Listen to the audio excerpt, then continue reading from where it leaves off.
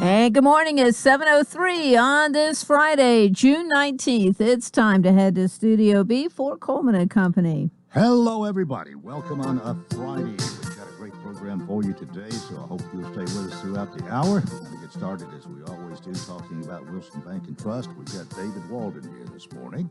David, good morning. Good morning, Coleman. Really good to see you. I've never told you this, but you're one of my favorite people that do investments. How's that? Well, hey, I love to hear that. I appreciate the compliment. Well, you always do a good job when you come here. I assume you do an equally good job for those people that you help with their investments. Well, You try, don't you? I do my very best, and I have really thoroughly enjoyed my career in doing this. It's been I had a good friend of mine, actually a dad of a good friend, asked me recently. He says, "Do you still enjoy your job like you did?" And it was a very easy answer. The answer was yes. I mean, I got in this over 20 years ago with the idea that how cool would it be to be able to help people with their money, to do, and then, because money means a lot of things to a lot of people, and whether they like to give that money away or to support their own families or whatever it may be. I thought that would be an amazing career, and it's been that way for me. I've really enjoyed it and still enjoy it today. Well, I guess usually when you come, or any of the group of you who are in the investment department, you come to talk about investments, or you have a meeting you're going to invite people to. You have it has to do with investments. So what do you got this morning? I thought I would just share a couple of thoughts we're sharing with clients right now in this environment. I mean, obviously 2020 has been a very unusual year as an investor, and I thought I would share just a couple things that we're sharing with people right now. I mean, I think if we sat down on January 1st and we wrote out where we were sitting today, and we talked about everything that's happened, how low interest rates are, what happened to the unemployment. We went from one of the lowest unemployments we'd ever seen to the highest unemployment we'd seen since the Great Depression, right, in a matter of weeks. I mean, and 2 or 3 weeks. Right. And then look at how low interest rates had fallen, and the fact that gold was doing good. And you said, okay, now where's the stock market? Meaning that we've come off a year that we made a 30% return in the previous year. Where's the stock market? And I think we all would have said it's going to be terrible, right? I mean, it's going to be, and it was pretty darn bad for a while there. I mean, we were down 34% at one time, looking at the large major indices just a few months ago, back on March 24th. But as we sit here today, there's several reasons I'll share with you on why that happened. The markets really aren't down near as much, I think, as most people realize. I mean, and on the large side, anyways. As we coming into this week, the S&P 500 was down 5% on the year. The Dow Jones was down 9%. Now, there are other spots in the markets that are down more. Smaller companies are down more. I think small cap stocks coming into the year, as I'm looking here, we're down between 15 and 25%. International stocks down between 10 and 13%. So there are pockets that aren't doing as well. But overall, large companies have actually fared pretty well during this time. And sometimes people are like, why? I mean, if we've shut this down, unemployment's so high, why is that the case? And one of the reasons why, we talked about this a lot back in 08 and 09 when we went through the Great Recession, when unemployment got to 10%, was that now, people losing their jobs is a terrible thing. I'm never here to say that, but everybody doesn't have to have a job for Amazon to deliver a ton of packages, right? Or people to go to Home Depot or Lowe's. A lot of these companies are thriving in this environment. So that's part of it. I mean, and the other part is the government, when they basically shut us down in order to protect us from a health perspective, they put in place the CARES Act. And the CARES Act, through the PPP program for small businesses and through stimulus for individuals and the massive unemployment benefits that have been given out, really provide insulation to a lot of Americans, to where in some cases people were better off financially. I mean, and that's a ton of money that's now come into the economy. So that's one of the reasons. And the other reason is, I think, as an investor, is that when you think about, and don't get me wrong, there's a lot of small businesses that are hurt by this. They're still hurting from this. There are people that aren't going to get their jobs back, that lost their jobs, and it's going to take us time, I think, to work through all these issues.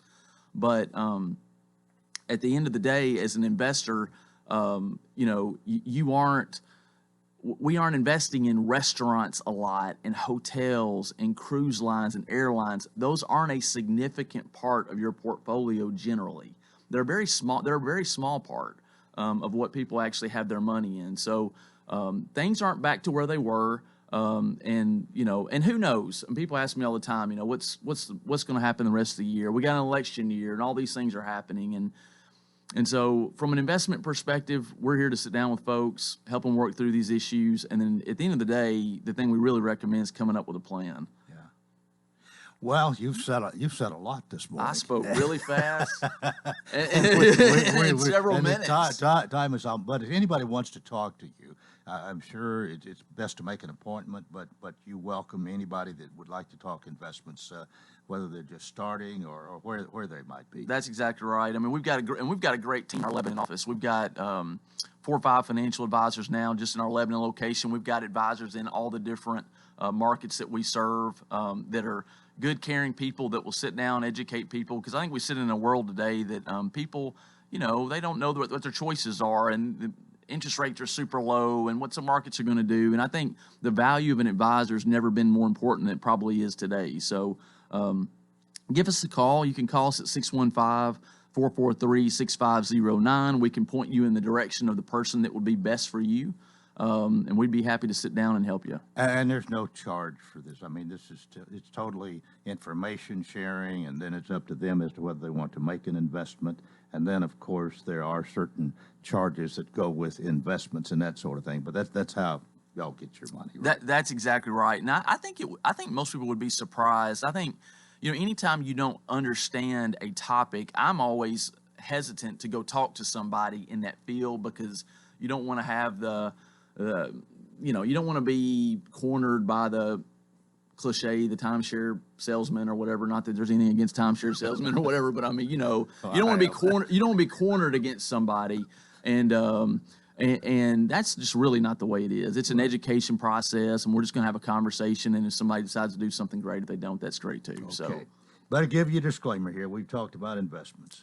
Securities offered through Raymond James Financial Services, Inc., member FINRA, SIPC, not insured by Wilson Bank and Trust, subject to risk and may lose value, not a deposit, not insured or FDIC, not insured by FDIC or any other government agency. Wilson Bank and Trust is not a broker-dealer. All right. David Walden, thank you so much. A wealth of information you've shared this morning, and I hope people give you a call. Thank you so much. Thank you. Wilson Bank and Trust, member FDIC, equal housing lender. They're still here. They're still independent, still committed to you. Excellence in banking since 1987. Well, get ready. Here we are. It's our final Friday Senate report with Senator Mark Pody. Good morning, Coleman. It's great to be here. It's great to have you. How are you? Coleman, I got to tell you, 4 hours ago, I was actually on the floor in the Senate. So we didn't get out until after 3 a.m. But we finally did get out, and we sine-died. We are done for this session. Praise the Lord. 3 o'clock this morning? It was after 3. In fact, so I was doing, Channel 2 was doing an interview with me, and so I didn't even get to leave the Capitol till about 3:30. So you, guess to say the least, you haven't I almost didn't go to bed. Oh. I told Barbara I was going to just stay up the whole night, but because sometimes you get an hour of sleep or whatever, and you're just as tired. But I went. I crashed when I got home, and Barbara shook me 3 or 4 times. The alarm went off a few times, and she said, "Get going." Oh, well, we are. We're glad to see you always, but under the circumstances, especially glad to see you this morning. Oh, well, what took so long? All right, so the goal was to get out, and it was the budget going back and forth. The Senate had its form of the budget, and the House had its form. And they were going back and forth between what it is that both houses felt most important, and then they had to come to some compromises and so forth. And it did take hours of negotiation back and forth. And this House had passed many, many, many more bills than what the Senate passed. And so I think the House was a little bit frustrated that we didn't take up a lot of the bills that they wanted us to. On the Senate side, we told them early on, we're not going to do it. We just are not. We're only going to take up these bills, and we're going to be done. So there was a little bit of contention going back and forth between them, but it worked out. It got done. One of the biggest things is last night, one of the very last bills that they passed was the heartbeat bill. And I will tell you, you know, I'm very passionate about pro-life issues and such. And so this bill, it says that, you know, they're going to recognize life at conception. And it also put in something that if somebody is taking a pill to get an abortion, that there is a pill they can take afterwards if they change their mind. So we help put that in laws, and that, you know, at an abortion clinic and so forth, you had to have this pill advertised, and we did some things that way. So, you know, we believe that's going to help save some babies' lives in the future. Well, the talk about a little about the budget. We'll go to our break here. Was there much change? Was much of the lengthy stay over the budget itself? Yes, and you know, a lot of it is how much are we going to? For example, the House wanted a sales tax holiday, and they wanted to go much longer. Right now, we have one right before kids go back to school, and it's a weekend. And it's just for basically buying school things and so forth. And the House said, you know, let's expand that. And they said we wanted to go, instead of having a $10 million savings for taxpayers, they wanted to go up to like $110 million. And that's a pretty big chunk of money. And then they said, well, we can offset that by maybe not stopping the Hall's income tax. You know, that's scheduled to go away. And they said, well, what we'll do is we just won't have that go away, and we'll use that to pay. And the Senate, and I'm one of them, I'm saying absolutely not. We have promised them year after year that this Hall's income tax is going to go away. And we want to make sure that we keep our promise. When we said that's going away, that's exactly what we dug our heels in and said we would just prefer that income tax go away. And that's what we did. Well, isn't a weekend really enough if everybody knows about this and they really want to save the sales tax on their back to school buying? Yes. And well, they did expand it now a little bit this time because there was some compromise and such going back and forth. So they did say, you know, that we're going to let it apply to restaurants, for example, for that weekend. Now, I'm not exactly sure the reasoning behind that. However, we've added restaurants in there for the tax holiday for that weekend. And, you know, I want to give tax breaks any way we can, but I want to make sure, especially at this time of year that we're doing, or this time when we're struggling with money, that we do it as strategically as we can. But the House had the reasoning why they felt restaurants were important to put it in, so they did. We also did do double, though, for example, what they can buy for school, for clothing. Instead of a $100 limit, they went up to $200 for computers. It went up closer to $3,000. So we did make it more generous for those that are going to school, and prices have gone up. So it's going to cost more. So we did do that. We did try and help give our taxpayers a little break that way and sales tax for that holiday. Okay. All right, we got to take our break right here. Our Friday Senate Report. Senator Mark Pody is here. This is Coleman and Company, FM 98.9. And it's 7:18. Let's see what's happening on the roadways. Thanks to Bates Ford, regular oil change, they dropped the prices $24.95, up to 5 quarts of oil, tax and disposal. Plus, they'll pick up and deliver your vehicle back to you absolutely free. Bates Ford, 1673 West Main. Now with traffic, here's Chuck. Good morning. It's busy out here through Mount Juliet as we check it out live. Here on I-40 going westbound, headed into Hermitage, working a crash in the 500 block of Country Club Lane. That's going to be out on the west side of town. Still trying to move all the damaged vehicles at the intersection of Lafayette and McCann Street. That one did have some injuries south Nashville. If your glasses are always fogging up, the answer is simple: Zipwax Anti-Fog Cleaner. Log on now, zipwaxantifogcleaner.com. I'm Commander Chuck. You're on time traffic. Gregory Dental in Lebanon is a family dental practice located across from University Medical Center. They offer cosmetic procedures, dental implant services, and now featuring new digital dentures. Premium dentures in just 2 appointments. No insurance, no problem. Call about our discount plan. Hi, I'm Dr. Derek Gregory. In my office, you can count on a compassionate staff who will truly listen to you, take the time to get to know you, and discuss your personal needs. I look forward to meeting you. Gregory Dental Group, 444-0322, West Medora Parkway, across from Gibbs Pharmacy. Coleman and Company, thanks for joining us. And I guess, Senator, this will be our last visit from you for a while. Well, actually, my daughter doesn't know it yet. You know, she does everything with my campaign. I'm going to actually buy some spots with you coming up down the road. Because Coleman, I got a lot more I want to talk to you about. I know it'd be my time, but I enjoy coming out to see you. So, Christine, I know you're listening. Make sure you contact WA&T because this is a great place to advertise. Well, we appreciate that. It will be nice to have you. But today we'll kind of end what we call our Friday Senate report because the legislature adjourned at after 3 o'clock this morning. Yes. All right. So keep going. All right, so one thing that is happening that is really important to Wilson County is the emissions testing. Okay, and I mean, we passed that a couple years ago, and the state had to come up with something called the state implementation plan to help get rid of this. And the state did come up with that plan, and we submitted it to the federal government. The federal government, once it's submitted, has actually 18 months to make a decision. And that we're in that 18-month time frame right now. In fact, it is still open for public comment. So if somebody says we want to get rid of it, please go to the EPA website and tell them that they want to get rid of this. It closes in the middle of July. July 13th is the last time somebody can do it.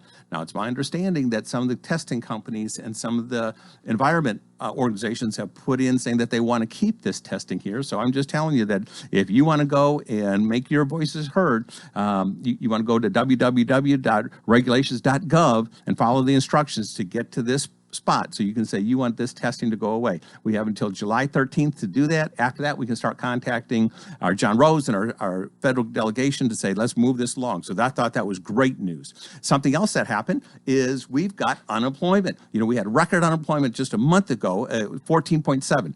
30 days later, we're going back to work and such, it's already dropped down to 11.3%. So we've taken, from a very, very low unemployment rate to the record high, but at least it's going on the right way. Mm-hmm. We had another week that came in, and we only had June 13th. That week, we only had 19,925 people apply. That's the lowest we've had since this all started. So people are getting back to work, which is terrific for us and for our economy and so forth.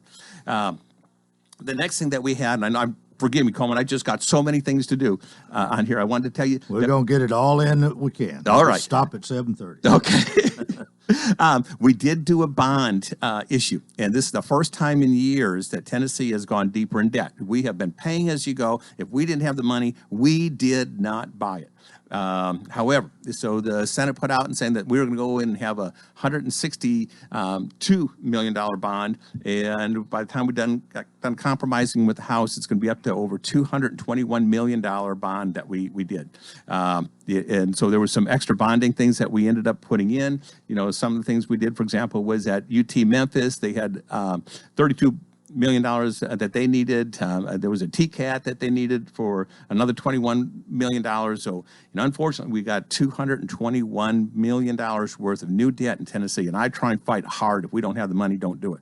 How long is it going to take us to pay all that off? 20 years. Okay. 20 years. And we've got the money. It's okay. It's not that this isn't a deal breaker for me. Right. And we actually have that money set aside in cash, in reserves. And the decision was, do we want to use all of our reserves to do this, or we can borrow at such a low interest rate? It might be wise just to do that. And I can see that logic. I probably would have said, though, we don't need to spend a lot of it at all. I would have waited with the Memphis UT.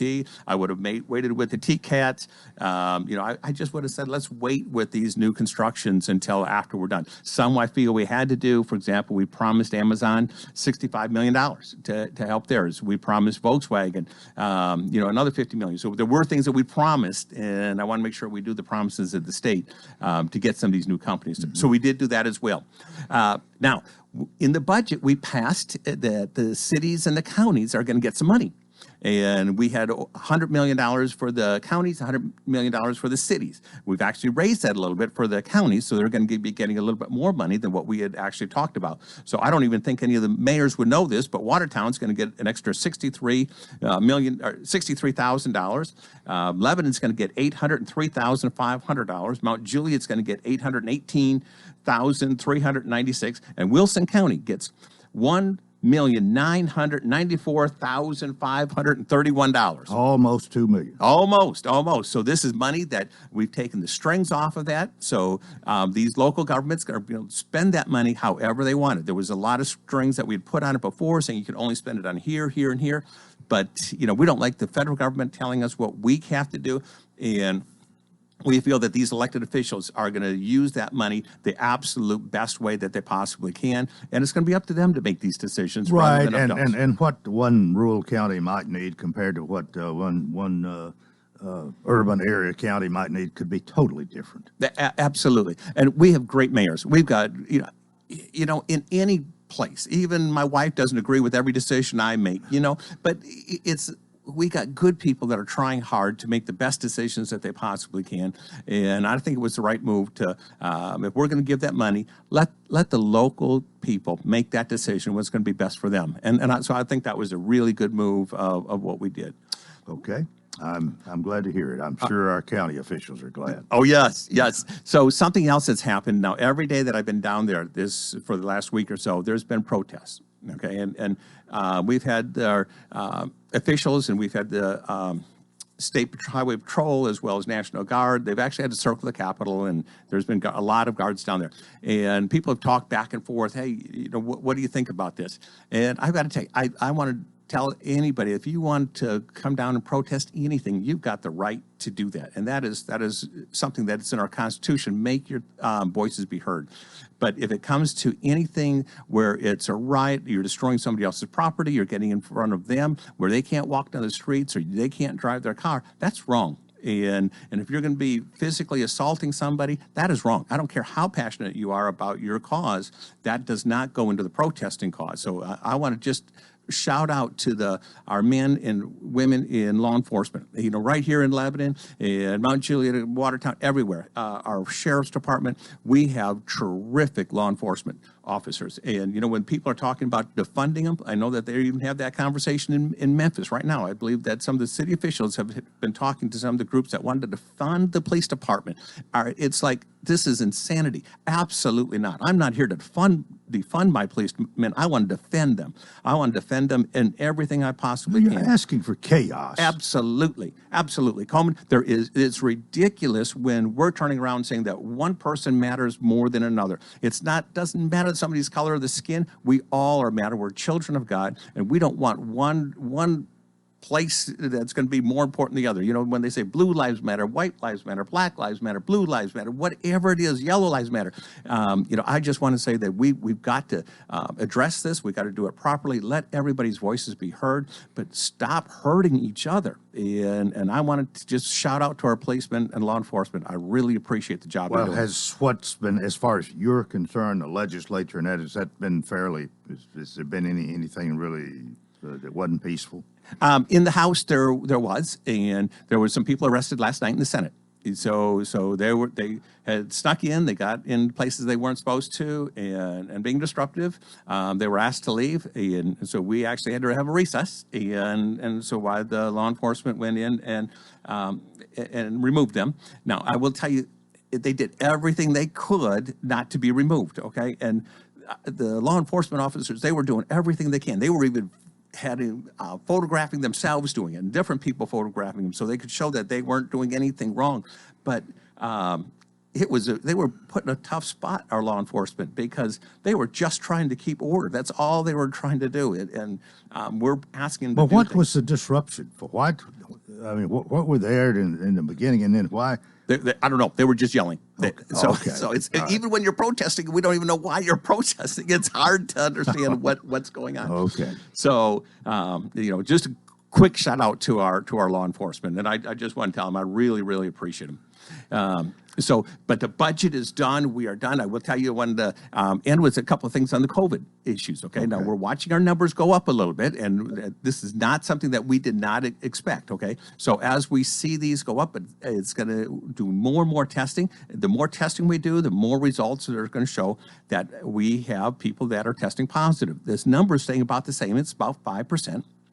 And we know that once we have that percentage of 5% being tested, there's going to be a percentage of them that are going to be passing away, and we're going to be watching that. Now, the hospitals, we've seen an uptick in the patient's input or in the hospital. Now, that's over 400 right now that are currently in the hospitals today, where if we were to look at that a couple months ago, there would have been maybe closer to 250. So we've seen that number is going up, but the vast majority, over 97% of the people that get this are still walking away without any issues or problems. Nothing something more than what a flu would be or something like that. Doesn't mean that it's not real out there, but I'm going to still encourage somebody that if they have underlying health conditions and if they're in their 60s or more, please make sure you're taking their precautions that you need to. But the rest of us, we're getting back to work. And that's the right thing that we need to be doing. We got to be careful and conscientious of everybody else, but we want to make sure that we're ready to go back to work as well.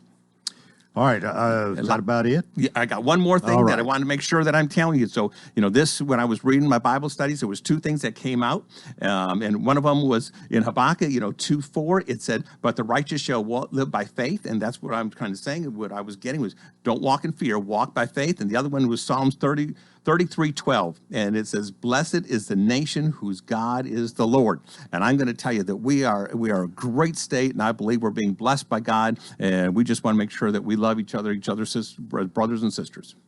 Well, we certainly thank you for being here, really since January when we started this, and look forward to each Friday having you here. And you are going to be back, as you said. Yes, sir. A few times, and we'll look forward to that as well. But overall, I don't know whether I ask you this. Are you, basically pleased with the budget that passed? Yes, I am. Listen, it's a $40 billion budget, and anybody could pick and choose. Boy, I don't like this part, that part, or whatever. Right. But,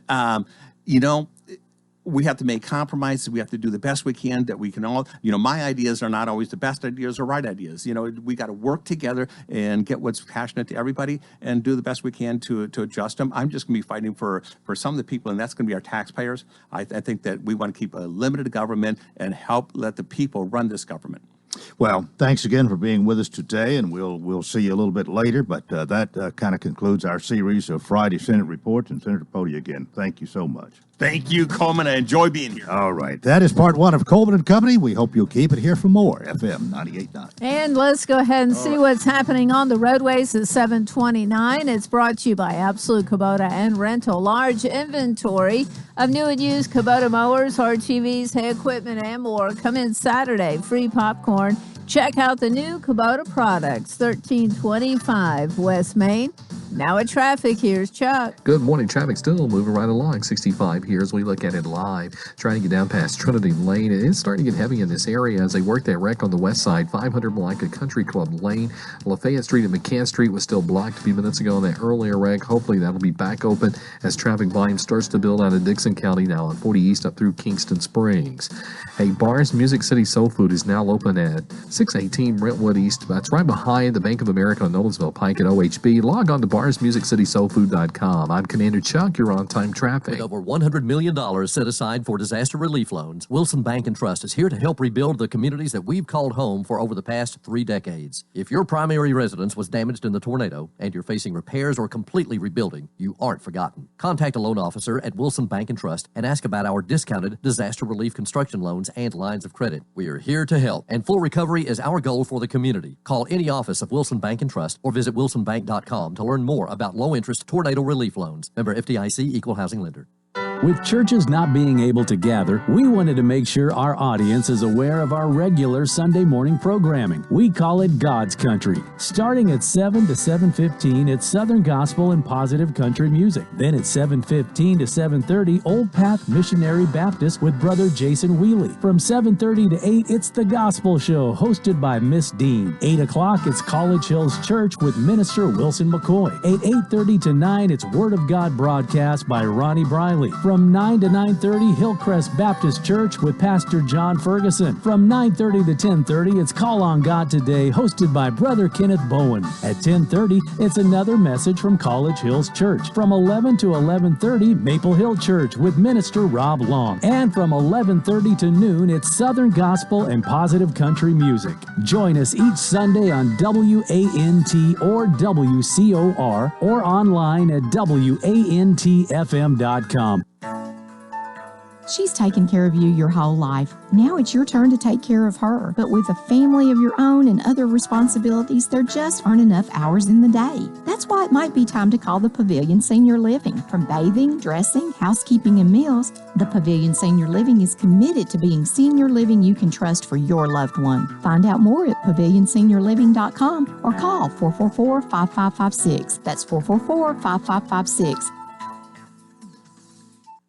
Don't put off the things you should do today. Start a financial plan with Waypoint Financial Partners. Waypoint, your future, your way. For more information, call the Lebanon office of Waypoint Financial Partners at 615-444-6548. Securities and investment advisory services offered through AXA Advisors, LLC, 212-314-4600. Member FINRA, SIPC, Waypoint, your future, your way. Today we'll have a mix of sun and clouds with just a slight chance of an isolated shower. Temperatures this evening will top out in the low 90s. On Saturday, skies will be mostly sunny with highs climbing into the low 90s. For your Sunday, we do stay dry for most of the day, but we could see a few pop-up showers. This weather forecast is brought to you by Walker Auction and Realty. Professional auction and real estate services. Get top dollar for your home, land, or personal property. Log on to MikeWalkerAuctions.com. They know auctions. That's a look at your forecast. I'm meteorologist TJ Scott.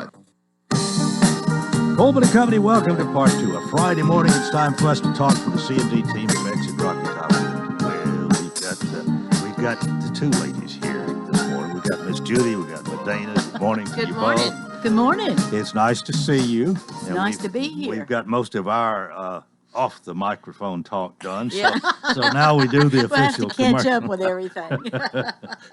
Well, how are you? Doing great. It's just been, it's still being busy because the interest rates at the banks are so great right now, and a lot of people's refinanced, and then a lot of people have went and got their loans approved while they were sitting at home for 2 or 3 months. Oh. They've done all that by the internet with the financial institutions, and so they've done all the paperwork and got their loan approved. So now that they can get out and look, they're ready to go buy houses. So it's still going good. And of course, real estate's like anything, life. People get married, people pass away, people transfer with a job. So it never stops when something like this goes on. And so I guess that's why we were considered essential during this time. Well, the C&D team is located on West Main Street, been there for years. They're great people, the same people pretty much. You don't change a lot. Not a lot. And it's a family business, and great services offered. There are people you can trust, and we try to remind you of that every Friday. You got a listing you want to talk about? Well, yes, we had a listing over in Smyrna a few weeks ago we talked about, and we got that one closed, and these people knew those people, and they only live like 7 minutes apart. So they called us, and we went yesterday. So we're going to be listing their home there in Smyrna on the Rock Springs area there. Yeah. And, it didn't take that long to get over there with 840, but it's in a great school zone area, and it's going to be 3 bedrooms and 2.5 baths, and it's all brick. It's some of the houses sometimes are brick fronts and brick sides, but not brick in the back. But this one's completely brick. Has a private backyard. You're not looking at anyone else's home. It's in a nice subdivision that has a pool for the subdivision, which is a good amenity for that. And it has a big bonus room, and it's immaculate. I mean, the house was built in 2002. But when we went in it yesterday, you would think it's built maybe 2 years ago. The baseboards were not beat up. The walls, it was just immaculate. And they knew how to stage it and have it ready. Usually we could leave with a list as, these are the things you need to do before we come back. But we didn't have a list for them. There was a couple of pieces of furniture they needed to take out. But other than that, it's immaculate, and it's going to be in the $325 price range, which is great and you're probably 5 minutes from the Sam Ridley Parkway to get back onto 840. So you're right there in the middle of everything in Smyrna, lots of shopping close by. So it'll be, it's just one of those kind of things. Somebody saw the sign and saw the pendant, and then they called us. So we didn't know these people, so we went, and it worked out. So. You must have made a good impression. Well, we try. We try. We just tell them what we'll do, and we try to stick with it. Yeah. But, and helping advertise on here, they might want to attest to this, but the lot she talked about in Smithville, it's under contract now. And then the She's duplex. taking my thunder. I'm sorry. and the duplex that she talked about week before last is now under contract. Yeah. And both of those people heard it on the radio here. So, well, in fact, I think you got a call as soon as you got off the radio. I got off the radio. That's a feather in our cap. That's exactly right. Well, it is, and that's what I wanted to say. We appreciate people go, why do y'all do that every Friday?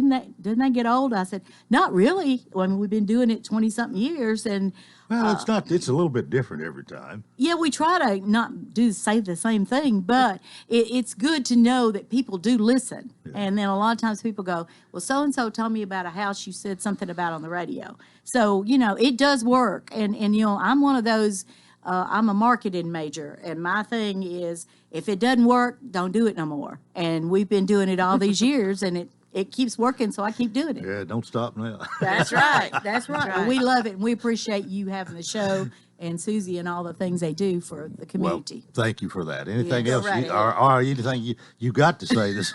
Yeah, really. She took it all away I'm from sorry. me. But anyway, we do have another listing that we have been working on that's going to be coming up the next couple of weeks, and it's on Saundersberry Road, 4264 Saundersberry Road, and it's going to be at $399 price level, and it's going to be 3 or 4 bedrooms with 2.5 baths and a full basement. So it's right there in the Lakeview Elementary School area, which is a great school district as well, and it's going to be very, very pretty whenever they have done some other stuff to the house to get it ready. But it is going to be a nice house with a full basement. So if you have a family or in-laws or anything of that nature that you're looking for a basement, this would be the house for you. And it's all brick as well. But it's going to be in the $399 price range. But also referring back to what Judy was talking about as far as the people listening and our contracts and hearing the listings that we talk about on the radio, we have our own very fan club that listens every week. I'm up getting ready and I start to text around 6:45. Hey, Medina, are you up? We're ready to listen to you. So it's neat and fun to be on the radio, but it's also fun to hear people actually are listening whenever they text you and say, hey, we're up, we're ready for you. Well, so it's no always doubt good to about see you. It's always good to see you. 615-443-3130 is that number, and somebody answers the phone 24 hours a day. You're available, and that counts a lot. That's right. And we're going to have him on here in a few weeks, but we've got a guy agent now. Oh. Yes, to jump in here with all of us ladies, with Diana and Destiny and Cindy and Doris. But Erling Mandrell's son has come to work for us, and Derek Boyer, and he is going to be a great asset to us. He's a young guy, but he's aggressive. He knows his stuff. So he's already got 2 listings and ready to go. All right, a go-getter in the Miss Judy and Medina That's tradition. right. We're excited to have a guy with us. And he's surviving, too, with all the women. All right. Well, y'all have a great weekend, and don't make a move without us. all right. Thank you so much. Thank C&D you. team, exit Rocky Top Realty. We're 20 before the hour, and we got to get started with our political commentary this morning. I've invited Don Weathers to come and talk about his candidacy for School Zone. Don Weathers is running for School Board Zone 3, and he's here this morning. Good morning to you. Good morning, Coleman. How are you? I'm doing well, and you look like you're, a little suntan, and you're looking fine this morning. Well, I've been working outside as much as possible for the last few weeks, just trying to catch up on some things around the house. Well, tell us about you, what you'd like the people, especially in your zone, to know about you, maybe a little bit about background, family, occupation, anything you'd like to know, general information about Don Weathers. Well, I am a classroom teacher. I started my career out. First 5 years of my working career were in the classroom. I started the first computer class in Wilson County in 1984 at Mount Juliet High School. And I've lived in the area for many, many, many years. My wife's family has been in Wilson County since before it was Wilson County. So we are deeply rooted in the community. I own my own business, a consulting business where we travel to our customer site and do interim management, bankruptcy type work, help them overcome challenges. And that's why I didn't run in 2016. I served on the Wilson County School Board from 2004 to 2016, and my work was just so heavy at that time that I chose not to run in 16 because this job takes a lot of time to do it right. Okay, so you served, I guess that had been 3-4 year terms there, and then you Yes. chose not to. Now you're wanting to be back on the school board. Yes, Why? I'm semi-retired now. I'm not traveling. All my work is local now, so I have plenty of time to dedicate to the parents and the students and the teachers and the school administration to help make the school board and the school system as effective as it can possibly be. Don Weathers, what do you think you have one other person seeking this position, and we actually talked with him yesterday. What are the issues in this campaign as you see it? Well, as always, delivery. The teachers need all the support that they can possibly get in the classroom. That's one of the reasons I'm getting back in this race. The parents, the teachers that I've known for years have contacted me and asked me to get back in because I've got proven leadership. I understand the budget process. I understand how the classroom works because I spent 5 years in the classroom. I understand the challenges that families have today, keeping kids focused and keeping the education process moving forward.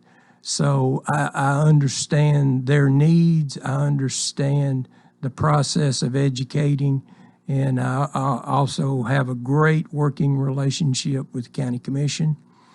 A lot of those people I've known for many, many years. I worked with them as chairman for 4 years while I was on the school board to help bring good, tight budgets in as much as possible. But we've been under an extreme period of growth really for the last 10, 12 years. So it's hard to budget and maintain a tight budget when you're growing so fast. So that's one of the biggest challenges I think we have right now. Okay, well, it's time for us to take a break, but Don Weathers is here, candidate for Zone 3 School Board. We'll talk more after this on Coleman and Company, FM 98.9. And it's now 7:44. Let's see what's happening on the roadways. Thanks to Bates Ford and the low price tire guarantee on all tires every day. Up to 30 days after the sale, there'll be any competitor's pricing on the tires they sell. 1673 West Main. Now at traffic, here's Chuck. Good morning. There's still quite a bit of traffic volume making its way through Mount Juliet right now, but it's moving fairly decent through Hermitage, Donaldson, on 40 going west. Van Buren at 4th. That's a crash in Germantown that just happened in the last few minutes. Out there on the west side, still working that two-car collision, 500 block of Country Club Lane. Hey, if your glasses are always fogging up, there's a simple solution to that. Zip Wax Anti-Fog Cleaner. Log on to zipwaxantifogcleaner.com. I'm Commander Chuck. You're on time traffic. During this pandemic, people have cleaned out their closets, decluttered their homes, and improved their landscaping. Well, now since your home is looking good, maybe you should think about selling it, but you don't have a clue what you might could get for it. You can call us to come out and give you a market value price with no obligation. Remember, don't make a move without us. Call Judy Cox or Medina Himmentoller at Exit Rocky Top Realty. C&D Team 443-3130. Coleman and Company, thanks for joining us, and our thanks to Don Weathers for making his appearance today. By the way, I've reminded most of the people I've talked to so far, we will be doing election returns on August the 6th, so you can come out and be a part of that evening. And most of the others I've reminded as they walked out the door. I'm reminding you and our listening audience all at the same time here this morning. But Judge Barry Tatum and I will be doing election returns that evening. And really, the school board, we've got 4 positions to fill here in the county, and there is one to fill in the city, the special school district, and I don't know whether we got that, and the judges, the circuit judges at District 15, 2 of them are vying on there. So that guess that'll be kind of the highlights that evening. But let's get back to you here. As far as growth has had a lot to do with what we've been doing, and it does take a lot of money to build new schools. It takes money to fund teacher salaries and this sort of thing. And of course, the schools get the biggest chunk, I think, out of our tax dollar. And there's been criticism about how much money is being spent for education. I don't have a specific question to ask necessarily, but talk about how you feel and are we spending? I guess I do have a question. Are we spending too much money to support the schools? Could we get by with better? Are we getting the bang for the buck that we should out of our school dollar? Well, we are in the top 5% in the state in achievement and the bottom 5% in the state in funding per student. And I don't necessarily see that as a bad thing. It shows how dedicated and devoted our teachers are to the learning process. So they're teaching in a way that students are learning with less funds than most other systems in the state. And I think what we need to do is to focus our efforts on the classroom and give the teachers more support, more tools, more techniques to continue to drive that achievement goal and control the expenditures. How much more money would you have to spend to gain another 1 percentage point or 2 percentage points in achievement? It's a return on our investment, and my focus is going to be returning things to the parents and the teachers and the students, because that's where the value creation is in the education. It's the interaction between the teachers and the students and the parents is the most important relationship in the process. So my efforts will be to make that as sound and as solid as it possibly can be. As we look at future growth here and possibly more schools and maybe another high school being built, do you have an opinion as to maybe where the next school should be placed? Well, there's growth all over the county, especially west of 109. We have to be aware of that growth, and we just have to look forward and see what this tax increase in Davidson County is going to do for unexpected growth. As you heard the Cox lady say, their phones don't quit ringing. And we had a chance to chat out in the lobby before. Their phones have really picked up ringing since the tax increase went through. So people are looking already to make a change in residence. So our growth curve could increase rather than stay where it was.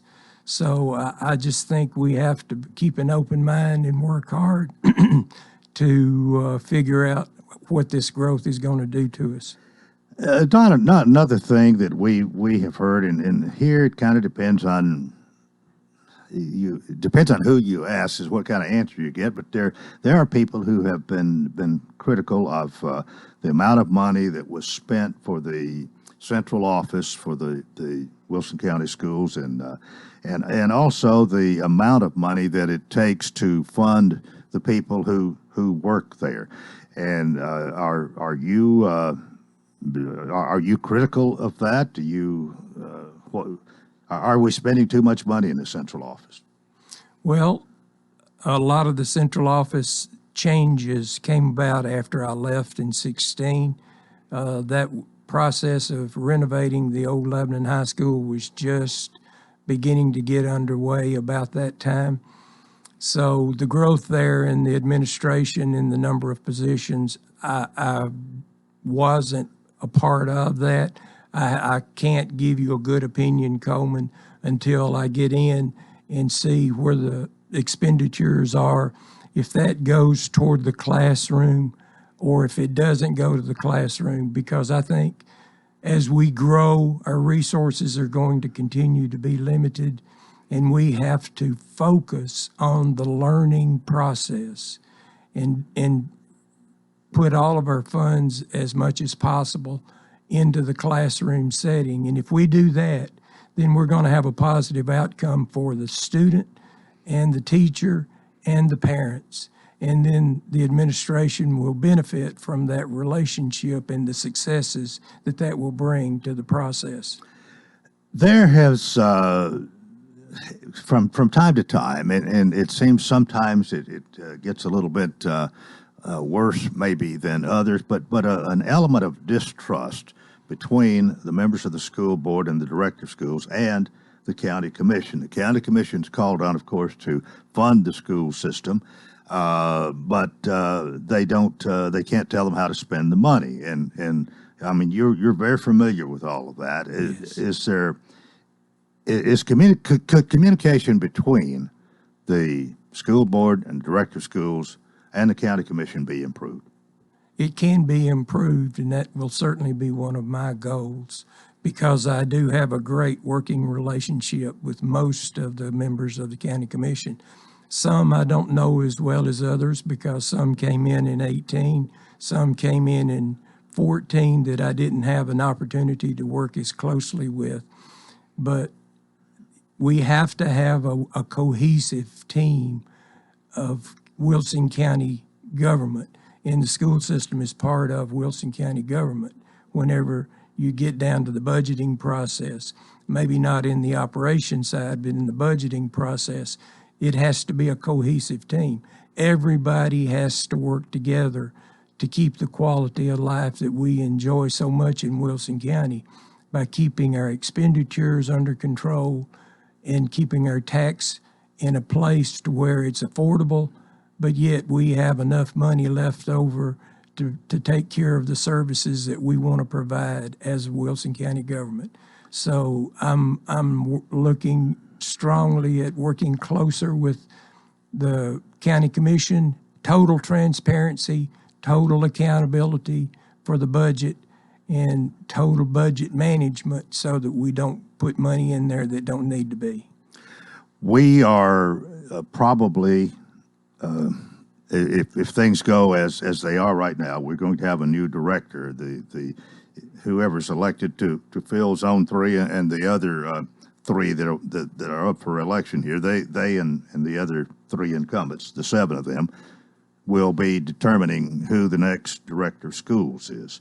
And do you have any feeling from necessarily from promoting from within or going outside to get a new director of schools? Well, I would love to promote from within, because then you don't have to go through the learning process.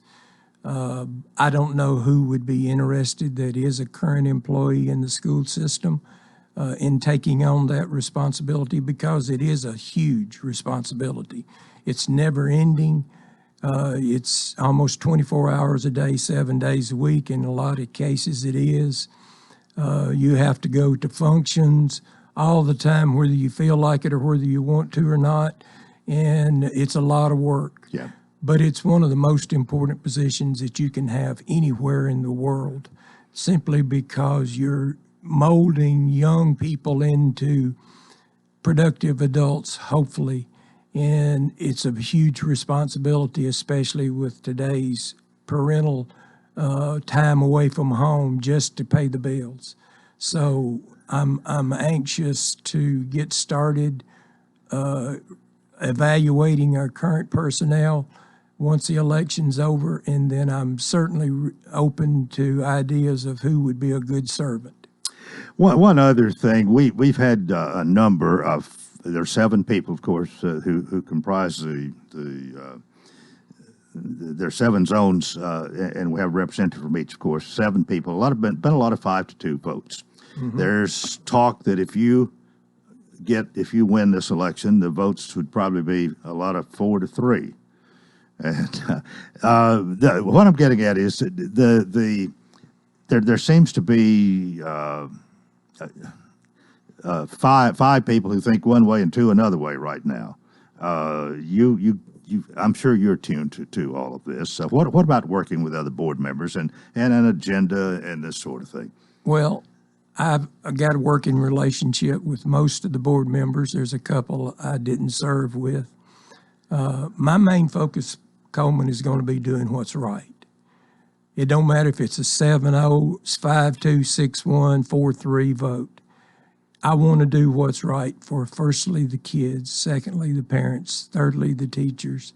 And those 3 can swap 1, 2, 3 in any order, because that's the most important part of this whole process.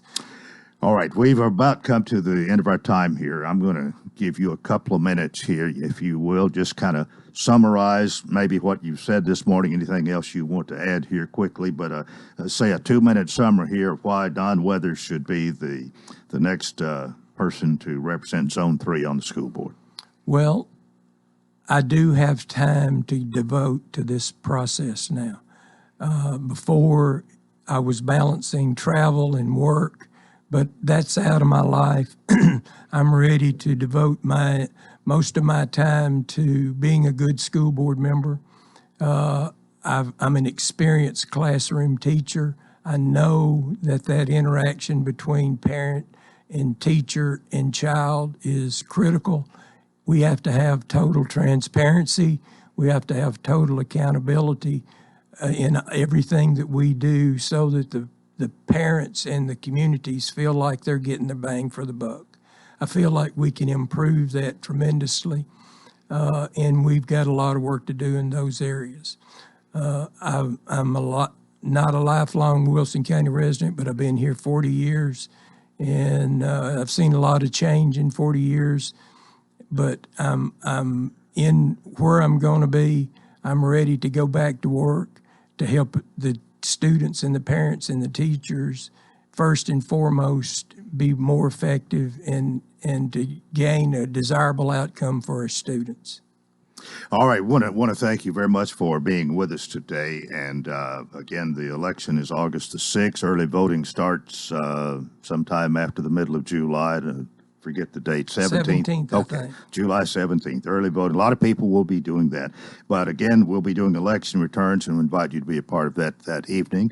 And we haven't mentioned Father's Day this morning. Sunday's Father's Day, and I bet you're looking forward to that. I know I am. I have one son and one granddaughter, and I'm anxious to get to Sunday.